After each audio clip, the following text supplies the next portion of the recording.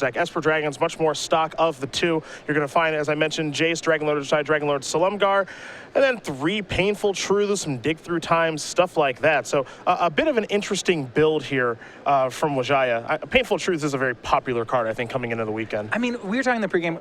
Wijaya's deck is exactly what I would be wanting to play this weekend. It's Esper Dragons, it's got consistent mana, no third color, and then 3 digs, 3 Painful Truths in the main. The ability to just like overload on removal for some of these aggro decks and then just have great cards for mid-range mirrors. Prairie Stream is the land that Vidianto's going to search up. He'll fall down to 19 from the polluted Delta. Get the battlefield all cleared up here. You see where Jeff plays the Shambling Vent. Looks like he wants to play his lands up front, stuff in the back. That's not going to happen. He's getting ready to attack with it, maybe. Fair enough. That's where it's going to be this game. No, but actually, in all honesty, Jeff having access to manlands like Shambling Vent are going to be very relevant to this game. He's very threat-light, and I don't think he wants to get into a late-game slugfest with Wijaya. Let's see, what does Jeff have here on turn number 2? It's a Seeker of the Way. All right. Yeah, 4 of them in his main deck. It is actually the only creatures in his list. Slumguard Scorn's going to take care of that. No reveal necessary on the 4-spike version of that card. For Wijaya, he'll sacrifice a Bloodstained Mire now. Going to fall down to 18. Swamp likely to be on the way here for Vidianto. Yeah, the worry is that, so if you look at the removal spells Jeff has, he's playing a 1 Valor Stance, 2 Ultimate Prices, 3 Silk Wraps, 3 Stasis Snares, 2 Ruinous Paths, you know, a Planar Outburst. This is about 12 dead cards game 1 that he's going to have. Here's a copy of Painful Truths of Vidianto. This was the card coming into this weekend that everyone, I think, has realized that this is the real deal. You're going to play 3. I know you mentioned Adrian Sullivan playing 4 copies. 4 in the main. Yeah. You play a lot of that card, you're going to be suffering a little bit in your Tarka Red matchup for obvious reasons, but this is a very powerful card. Yeah, I mean, it's... sure, we have seen these draw 3s just be so powerful, you know, but as players can't really go toward a card like Treasure Cruise, Painful Truths has picked up the slack. Vidianto with a Sunken Hollow pass the turn back for Jeff. It's an attempt at a Planeswalker here in Gideon, playing 3 copies of that card this weekend. As you mentioned, the Planeswalkers are basically his win condition, as Vidianto is going to take care of that one with an Utter End. Yeah, so he has 3 Gideon, 3 Ob-Nixilis, and 2 Sorin. I mean, this has been a good draw for Jeff. He's had a relevant play on turn 2 and a relevant play on turn 4, and I doubt he's going to get to do that every game here. That's land number 5. And Dragonlord Ojtai number 1. So there is the 5/4 dragon. And really, if you think about Esper Dragons, this is really the card that kind of ties it all together. Well, what this card does is it stone rains Jeff Hoogland many times over. The only ways Jeff can kill it are cards like Murderous Cut, Stasis Snare, and then a Valorous Stance. So what Vidianto can do is he can force Jeff to leave up 3 mana for the rest of the game or take Ojtai hits, and neither of those are things that Jeff can reasonably do. Ob-Nixilis Reignited does come down here for Jeff. He's going to draw a card at the expense of a life. Loyalty is going to go up to 6 there, so Dragonlord Ojtai can't take care of it in one shot at this point, which will be interesting to see exactly what Vidi wants to do in this situation. If he attacks Ob-Nixilis, he can bring it down to 1, but then that opens up Dragonlord Ojtai to a removal spell. Yeah, and I mean, I like the play by Jeff. This is one of the few cards I think that he can actually safely tap out for here, and that's because of that 6th point of loyalty. You know, as long as he has a kill spell for tapped Ojtai, which based on his list, it's almost a no-brainer that he will. Yep. I think he's okay with Ob-Nixilis going down to 1. It was likely that all Jeff was going to do was plus the Ob-Nixilis anyway, so 1 and 6 loyalty aren't actually all that different. What's interesting here as well is Vidianto is playing a stock deck. You come into this tournament, you're thinking, all right, Jeskai Black, 4-color Rally, Esper of all varieties, Otarka Red, Obzon, stuff like that. When you're playing against Jeff, you know you're going to be playing against something off the beaten path. You don't know what it's going to be. So now all of a sudden, if you're Vidianto and you're in this particular situation, this is unfamiliar, where your opponent has an Ob-Nixilis, they've played a Seeker of the Way, a Gideon, and now an Ob-Nixilis. Am I going at you? Am I going at your Planeswalker? It's all very unclear. It looks like Vidianto's just going to go towards Jeff because, well, anticipating is pretty nice, but it won't surprise anybody to see this Dragonlord Ojtai bite the dust now. Yeah, I mean, this is really the interesting part, right? You look at Jeff's lands, and Vidi at this point probably knows that he's playing against a 2-color deck. This isn't something he's really expected. Oh. But he hit pay dirt here on that Ojtai. Dragonlord Silumgar is going to come down, going to take Ob-Nixilis, which is going to minus to kill the ally token there from Gideon. What a turn. Geez. Yeah, that's a bit of a beating, because now Jeff, he needs to have 2 answers. Now, again, you mentioned how Jeff's deck has a bunch of removal. So if he has like his 1-planar outburst, he's actually in fantastic shape. Kill the creatures, get your Planeswalker back. Beautiful. Yeah, then you're happy. But he needs to get one of these dragons off the board right now. I mean, Planar Outburst is the card he would want right now. And I don't think he's going to have it. Oh, this is This okay. works, Yeah, yeah. this is still fine. He's going to be able to kill the Dragonlord Slum guy, use Ob Nixilis to kill the Dragonlord Ojutai, and now we're kind of back at parity, I guess, for lack of a better term. Well, and I mean, and for this situation, the fact that he got the Ojutai off the board was really key. That card is great against him. But this is kind of the difference in the matchup, and this is what you talked about right at the top, where Jeff's deck and Vidianto's deck, they both have a lot of counter spells, or excuse me, well, counter spells, removal spells, what have you. A lot of trading. Yeah, a lot of trading. However, Jeff doesn't really have the ability to gas back up like Vidianto does. Jeff does have Read the Bones, but Read the Bones, at least in my opinion, isn't as good as Painful Truths is. And Vidianto also has access to a card like Dig Through Time that Jeff doesn't have access to. Their card draws are just on different levels. The way Jeff gets extra cards are the Read the Bones and Ob Nixilises. But, you know, he's not, if Vidi gets to chain Dig Through Times, Jeff has nothing at that level.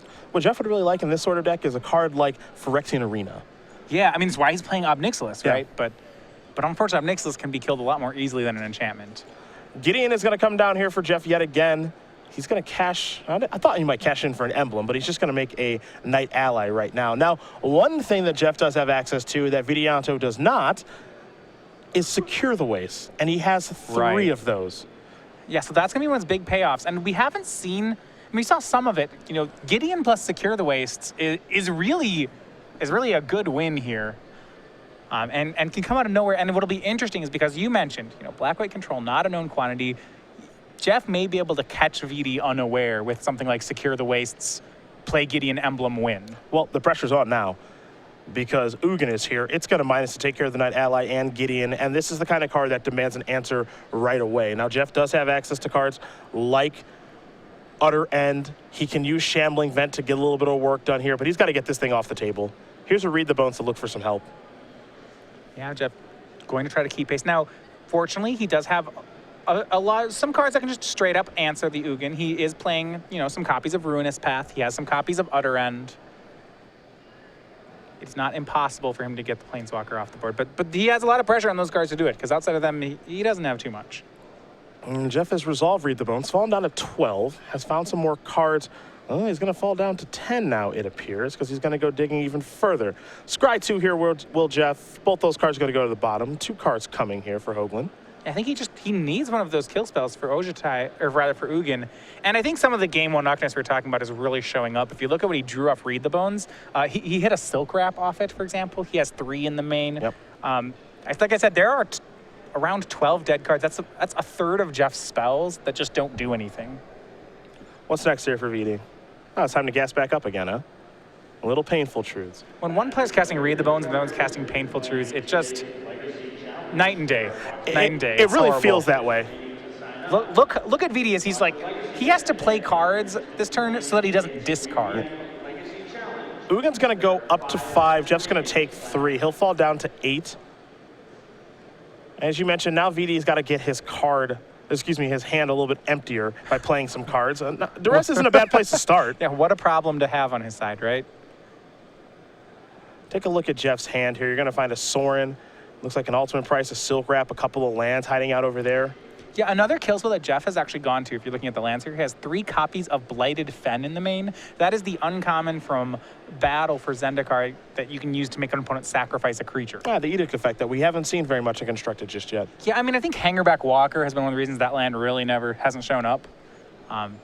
There are a lot of decks that don't care about sacrificing a creature. Yeah, that card has fallen off a cliff, though. I'd be surprised if we see it at all this weekend. Hangerback Walker has basically disappeared from the format, which has allowed a deck like Esper Dragons to potentially come back because all of a sudden Foul-Tongue Vacation doesn't look so bad. Yeah, you can play the card again. Yeah, it's a welcome change. Haven of Spirit Dragon is the land there for Vidianto, and then he'll simply pass the turn back. We'll see if he wants to cash it in on Jeff's end step, but for now, we turn our attention towards Jeff's turn. Shambling Vent is going to attempt to go after Ugin, and speaking of Foul-Tongue Vacation, there it is. It'll be a sacrifice on the Vent. And, you know, this is playing out how I'm kind of expecting Standard to be this weekend. We get to turn 8. Both players have 8 lands in play and still have 7 cards in hand. That's just, you know, this is a very familiar territory regardless of what colors the players are on. Well, the thing is, the Tarka Red is here to kind of check that activity. Yeah, I mean, it really is just in its own little category here. Assuming people are playing it, you know, we'll have a metagame breakdown, all that stuff eventually, but assuming people are playing a Tarka Red, it's here to check really both these strategies. I imagine that Jeff's deck is lined up pretty well against Tarka Red. We know that a Tarka Red is pretty good against Esper Dragons, though. Yep, Tom Ross on a Tarka Red this weekend. Yep. Started the tournament off with a win in the mirror, so... It's out there in force. Vidianto came across with the Shambling Vent. That's why you see the life totals here 11-4. Jeff will take a draw step. Yeah.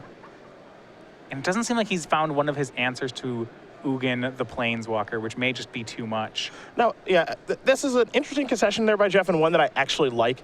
His draw for the turn was Secure the Waste. Yeah, and that's what he was looking for, but it's a little late. Yeah. And I think in this situation, because again, Jeff is playing an unknown quantity, as he typically is, you don't want to give away that information, because Secure the Waste is not a card that's on a lot of people's radar right now as far as what the metagame presents. So kind of analyzed the board, figured, you know, I don't think I'm going to be able to win this game. There's not even a guarantee that Secure is going to resolve.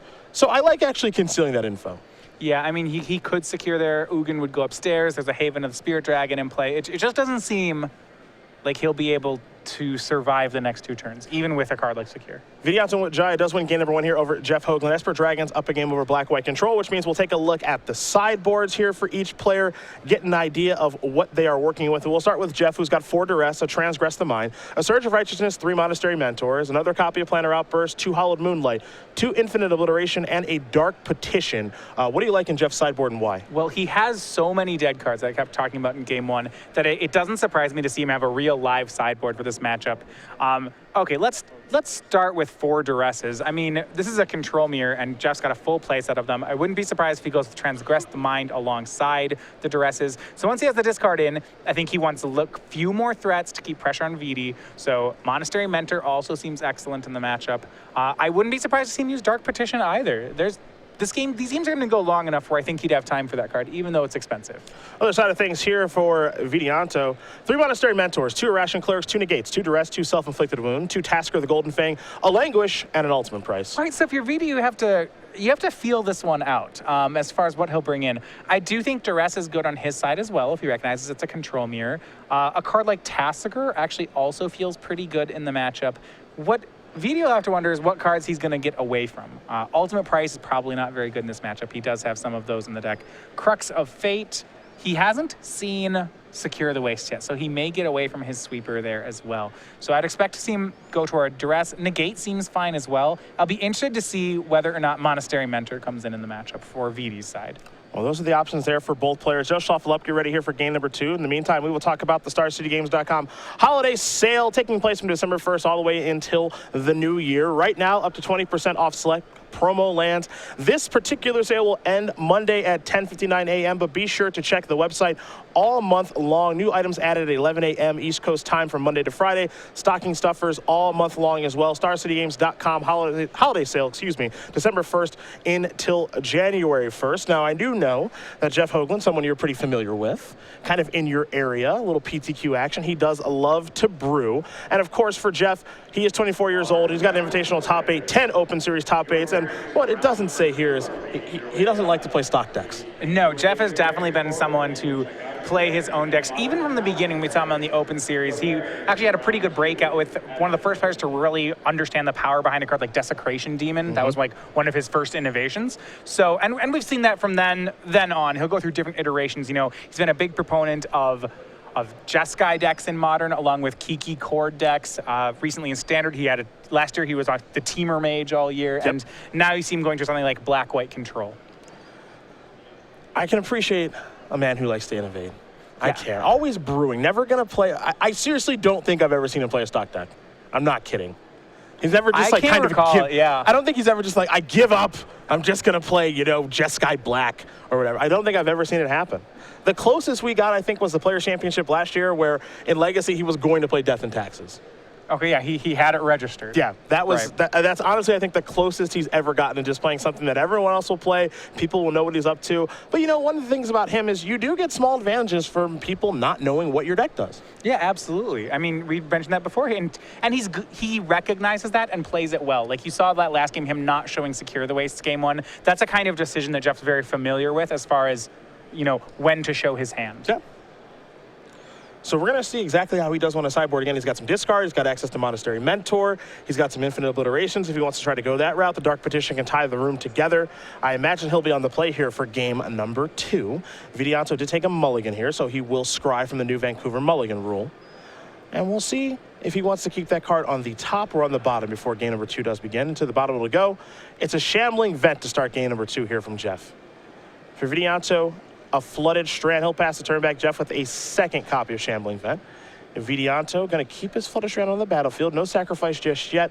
I think he is setting up a turn 2 Jace, as he's going to sacrifice this Flooded Strand now. Yeah, and I mean, it's obviously a great play. Jace, one of the best cards here in Standard. And this is just showcasing some of the differences in the decks. They're both control decks, but Vidianto has access to a third color, and it's going to let him do things like play Jace here, which puts a lot of pressure on Jeff because I don't know if he has Silk Wraps anymore game 2, for example. But one of the things I find pretty compelling about Jeff's deck is he has a lot of answers to Jace. This is a card, as he does play Monastery Mentor on turn 3 from the sideboard.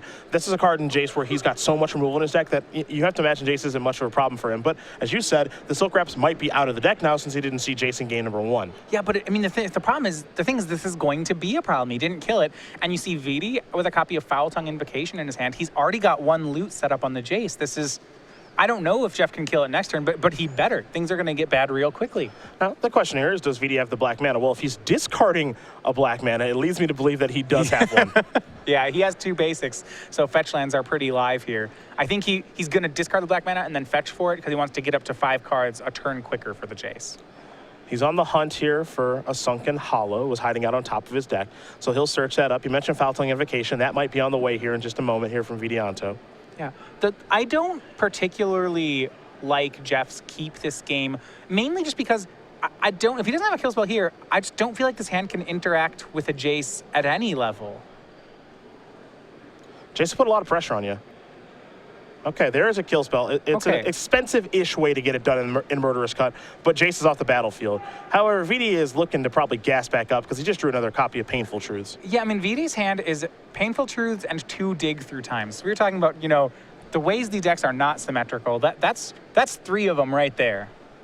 1 and a 2 and a 3 cards here for Wijaya. A Shambling Vent. He'll pass the turn back over to Hoogland. Yeah, he is perfectly content to play land go against Jeff. Let's see what's next here. He's going to go with a Monastery Mentor, Will Hoogland, and pass the turn back yet again. Well, this time he has 2 mana up, so even if Wijaya has the kill spell, perhaps Jeff has a way to get some value before the creature dies. Maybe be able to leave a monk behind. Yeah. For now, Wijaya's just going to pass the turn back after playing a Flooded Strand. Hoogland will draw a card. Didn't get a great look at it. Well, this is dangerous. Monastery Mentor does not waste time when it comes to ending the game. Jeff does have a copy of Secure the Waste in his hand again, as well. Here's a Sorin. Going to trigger the Mentor. Monk on the way. There's Jacob Wilson, our Season 1 Invitational Champion. And what Jeff's deck really reminds me of, if you go back to last season, we had the black-white mid-range decks that were so good at the end of the season. Or this was, you know, the mono, it evolved out of mono black where there are these just really efficient threats and kill spells deck. I like Jeff's deck because it feels a lot like that.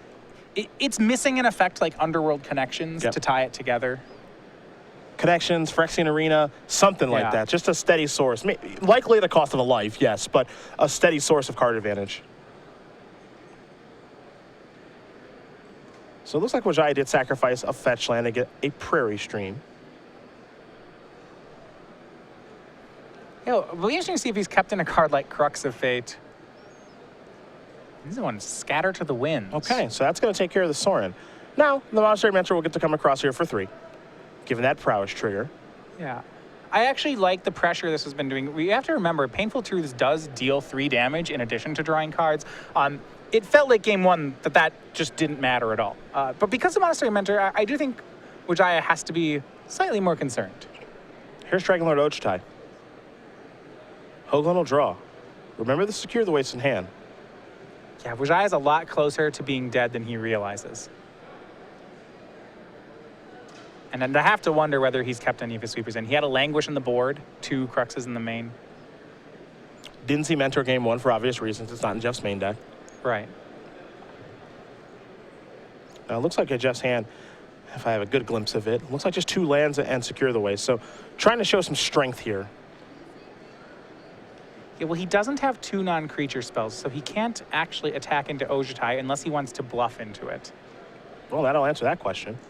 And I like that Wijaya calls. Here's Secure the Waste. It's going to be for a lot of tokens. So he's going to get a Monk as well. That Monk will get +1/+1. Mentor down, but now you see the plan. It's try to rush through with all these tokens and hope that VD doesn't have a sweeper. Yeah, I mean, this was very aggressive. He traded his Monastery Mentor for 2 damage there. Yep. But Wijaya is at 9. It's... Right, so, I mean, the question is, can Ojutai find a sweeper? And if Ojutai so, plus dig. Yep. He's got a lot of looks at it. 2 digs in hand. He's got a Painful Truth in hand. His draw was Utter End, which, yeah, not so much right now. Not so much. Yeah. And I like that Jeff made sure that he got the Secure the Wastes down before Wijaya had Counterspell magic up. That spell, it was essential that Secure the Wastes resolved. And this is pretty important, too. Now, Vita's going to start off with a Haven of the Spirit Dragon as his land, and he'll continue to take his turn. But this goes back a little bit to not showing the Secure the Waste in Game 1. Yeah. Or he could have thrown a Hail Mary to Secure the Waste and say, I don't know, maybe I can get lucky. But I think that by not showing it, it may have given him a better shot to win this particular game. So he has to pass. What this means, so there's one other card we're forgetting about. So Wijaya, if he hasn't kept a sweeper in, he's searching for Ugin on this board, actually. Yep. Now, keep in mind, there are 2 Shambling Vents on Jeff's side. He's not that far from 8 mana. So even after an Ugin, there's a chance that if he gets Wijaya down to 2 or 1 here, that he can actually activate and swing. There's a Shambling Vents on Wijaya's side as well. So this is going to make attacking difficult. Now, I believe that this is correct. I think this is something that Jeff should do, which is attack with everybody and maybe try to represent a spell here and see how Vidianto does want to block. If my eyes were working here this afternoon in Las Vegas, 2 lands in Jeff's hand. Yeah. Not a lot going on. I mean, so what Wijaya has, he has a block with a Shambling Vent of his own, and then he can, I believe, dig through time on end step. Oh, there are worse plays. Yeah, no, it's good, actually. He still needs to find Ugin, and that's the most important thing. Here's your block. Shambling in front of a Monk token. Dragonlet Ojutai in front of Shambling Vents. Jeff's going to pass priority over to VD. You mentioned dig through time as an option. Utter End could be an option here, too. Yeah, he's debating. He only gets to have 1 of them. Now, Shambling Vent is going to gain VD 2 life. So imagine 2 of those soldiers are kind of negated here. And it would appear that 5 damage would come through, bringing him down to 4. Well, this is actually pretty interesting. So if Jeff has nothing, VD actually could just play Utter End here instead of Dig Through Time. And then Jeff's next attack actually wouldn't be lethal. Mm-hmm. Like, he just doesn't, this actually just doesn't do it. So it's interesting. He can decide whether he wants to go for Dig Through Time or Utter End. It looks like Dig is the call. Yep.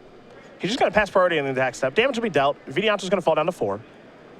Yeah, and Jeff hasn't gotten him low enough, as surprising as that sounds. Yeah, I think that Jeff is just hoping to draw some sort of spell to be able to maybe pump the prowess or something, or removal spell, what have you. But in the meantime, Vidianto's going to cast a Dig Through Time.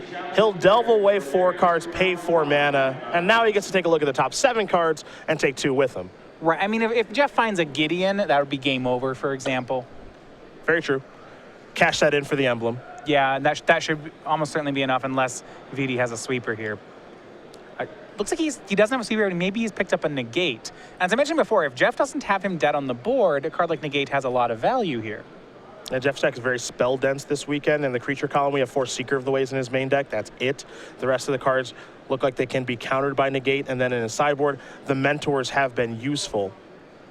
VD's going to take Negate with him along with another card. The rest are going to go to the bottom.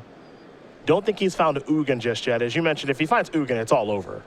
Yeah, There's no coming back. Well, it depends, because Jeff actually has 2 Shambling Vents, so Ugin's probably good. I mean, it's still his. That's how he wins, is finding Ugin, and that's gonna happen. But there's a situation where VD could tap out for Ugin and be dead. Dress the draw here for VD this turn. You see the Negate, Painful Truths, Dig Through Time still in hand from earlier. That Utter End as well. Well, this is actually interesting. He has another Shambling Vent in hand. So let's say he never finds the Ugin, but somehow can survive till next turn.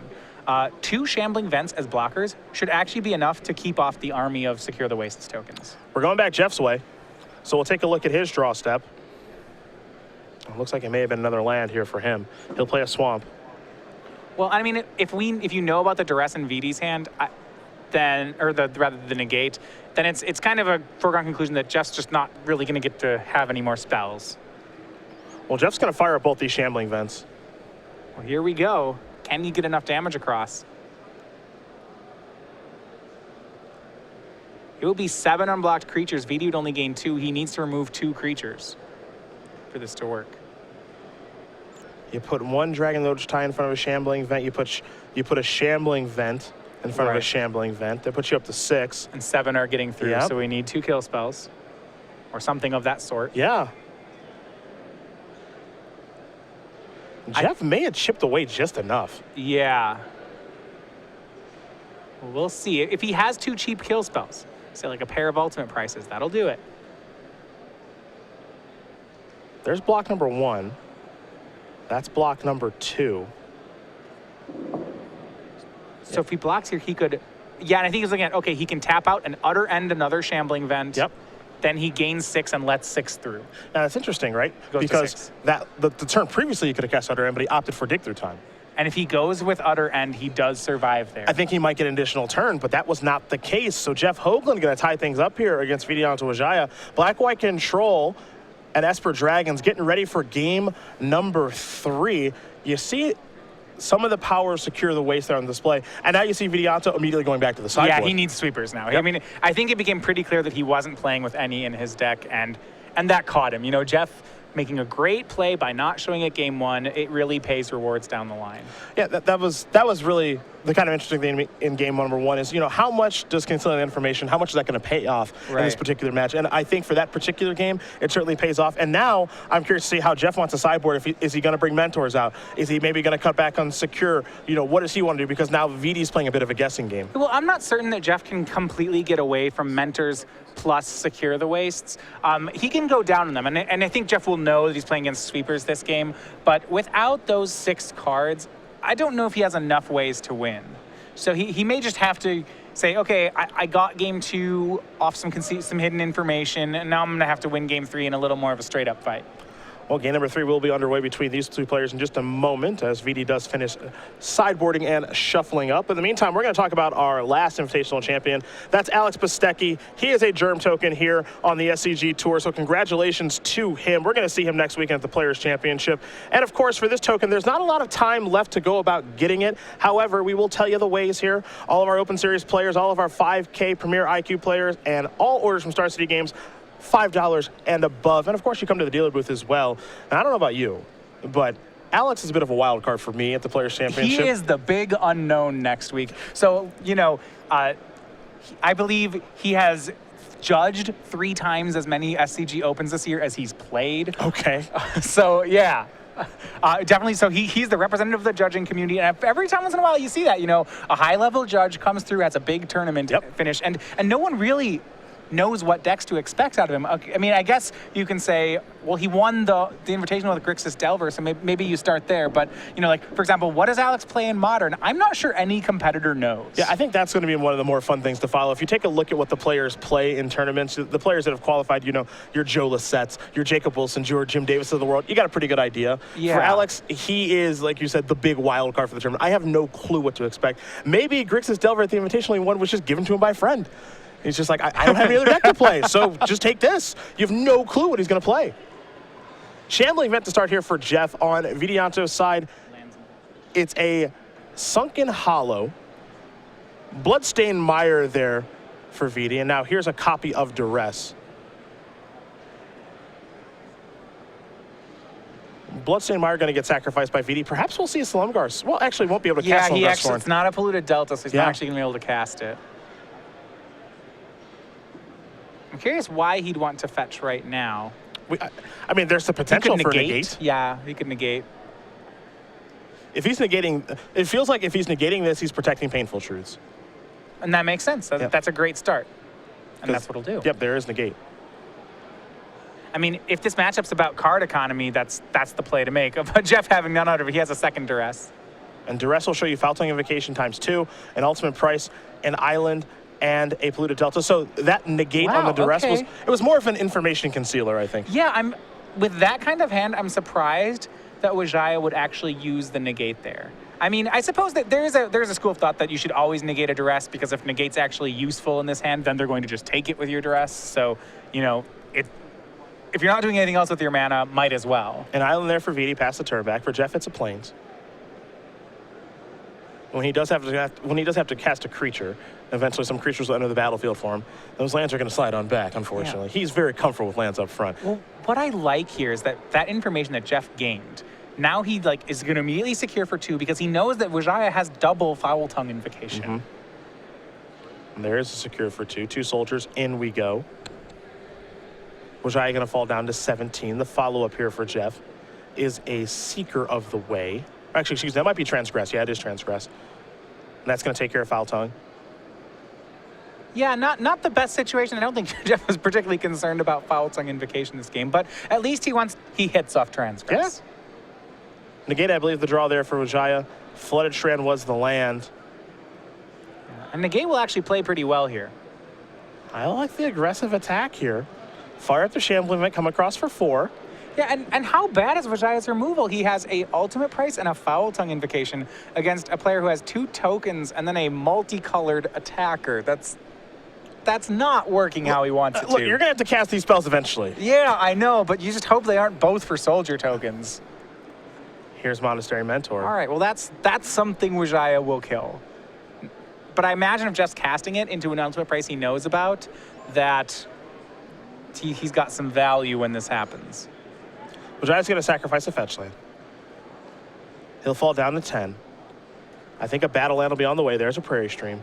Sacrifice a Polluted Delta, fall down to 9. And this incremental damage catching up to Wijaya again.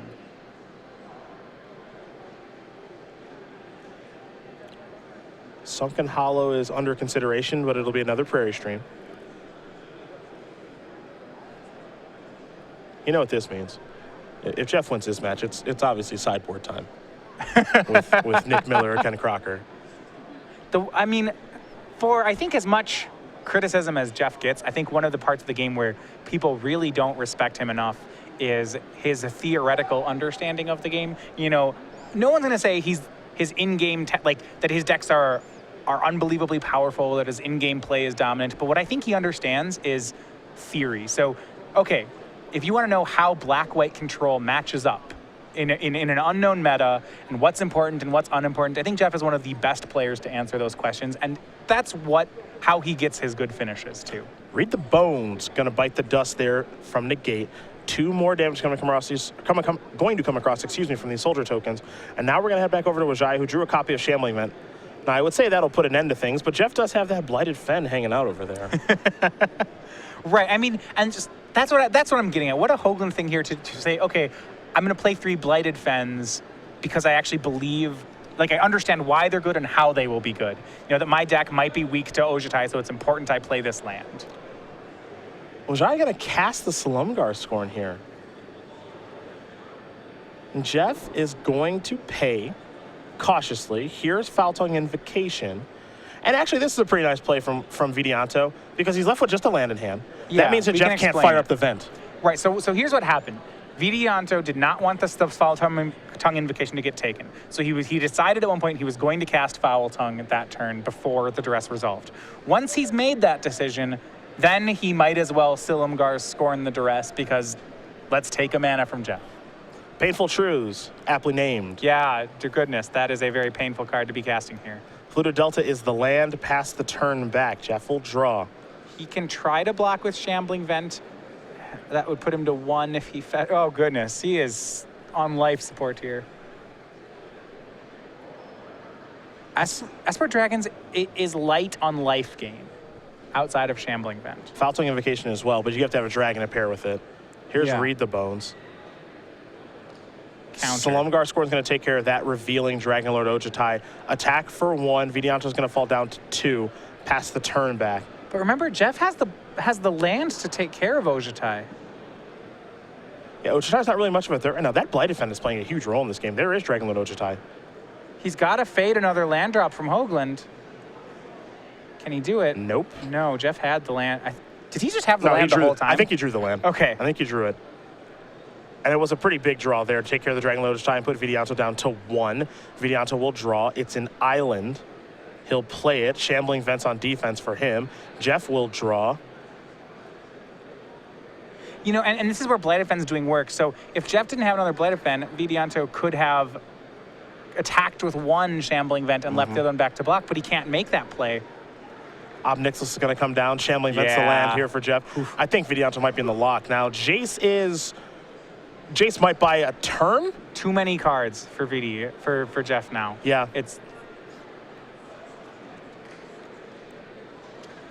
This is okay. Okay. The attack there is going to bring Ob Nixilis down to 4. Vidi's going to gain 2 life, pass the turn back, and now represent Shambling Vent there.